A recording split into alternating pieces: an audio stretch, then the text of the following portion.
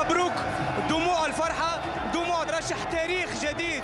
أنت منتخب المغرب، كم أنت سعيد اليوم بهذا الترشح الكبير؟ الحمد لله. كنبغي نشكر كاع اللاعبين اللي داروا واحد مجهود جبار صراحه. مع المقابله لعبنا بلي كاليتي ديالنا، الحمد لله تيسرات، وكنهني كاع الشعب المغربي وكاع اللي كيحبنا. المغرب لن تنام الليله، فرحه كبيره، يتواصل الحلم المغربي. وكنحسوا بالتشجيعات ديالهم، كنهديو لهم هذا الفوز.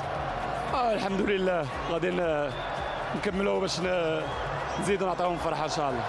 كلمه على ضربات الجزاء، كيف احسست وانت تتصدى لضربات الجزاء؟ احساس كما كتعرف ملي كتكون في المرمى كتبغي تكون مركز، فما كتحسش في ذاك اللحظه، ولكن الحمد لله فتيسرات. شكرا.